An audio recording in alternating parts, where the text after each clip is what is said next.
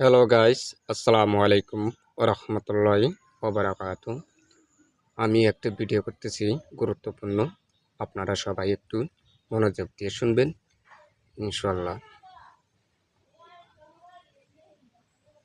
আল্লাহ পাক রব্বুল আলামিন আমাদেরকে দুনিয়াতে পাঠাইছে তবে 5টি কাজ করার জন্য। আমরা যদি সবাই মনোযোগ দিয়ে 5টি কাজ করি তাহলে আমাদের দুনিয়াতে কোনো কিছুর অভাব হয় না।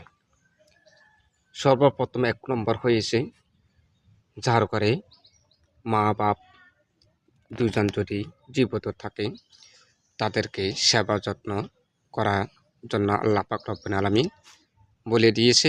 আমাদের প্রিয় নবী হযরত মুহাম্মদ সাল্লাল্লাহু আলাইহি সাল্লাম উনিও বলে দিয়েছে ওই দুজনকে আপনারা গুরুত্বপূর্ণভাবে তাদেরকে সেবা যত্ন করে দুনিয়ার থেকে বিদায় করে দেবেন। এটা হলো সবচেয়ে বড় 1 নম্বর।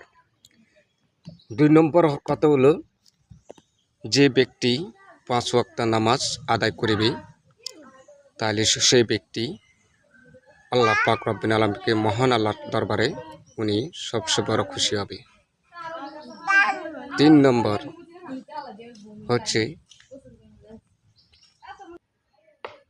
3 নম্বর কাজ হচ্ছে যাদের টাকা পয়সা অর্থ সম্পদ আছে তারাই অতিরিক্ত গরিব যারাই দিন হানি খেতে পারে না, নিজে অনেক কষ্ট আছে, ঠিক মতন একবেলা আনলে আরেক বেলা খেতে পারে না, তাদেরকে আপনি সঠিকভাবে নিয়মভাবে আপনার জাকাতটাই করবেন।